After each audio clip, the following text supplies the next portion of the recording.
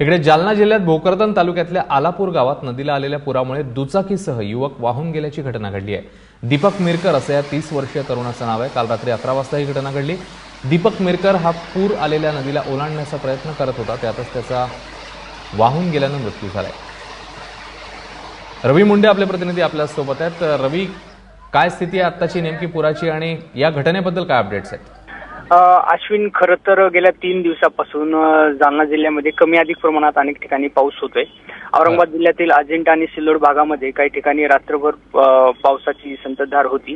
त्या पावसामुळे जालना जिल्ह्यातील भोकरदन तालुक्यातल्या खेळणा नावाच्या नदीला पूर सुद्धा आलेला आहे। पाणी पुलावरून वाहत आहे अनेक ठिकाणी। त्याच्यामुळे काल 2 तरुण या नदी ओलांडण्याच्या प्रयत्नात होते आणि गाडीहून जात असताना एका मित्राने, त्याच्या मयत तरुणाच्या मित्राने गाडीहून मागे उडी मारली, मात्र हा तरुण गाडी वाचवण्याच्या नादामध्ये कल जाऊन या नदीमध्ये वाहून गेलेला आहे। गेल्या 15 तासापासून शोधकार्य चालू आहे।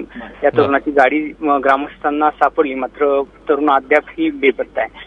पावसाचा फार जोर नाही आहे, मात्र अनेक ठिकाणी आजूबाजूला पडलेल्या पावसामुळे नदीला पूरस्थिती आहे। कमी अधिक प्रमाण गेल्या 2-3 दिवसापासून पावसाची वेगवेगळ्या तालुक्यामध्ये सर्वसमावेश नसला तरी अनेक ठिकाणी पावसाचा चांगला मारा होतोय, जोरदार। तर त्याच्यामुळे या नदीला पूर आलेला आहे। त्याच्यामध्ये आज एका तरुणाला जीव गमवावा लागला। अश्विन, रवी, धन्यवाद या सगळ्या माहितीबद्दल।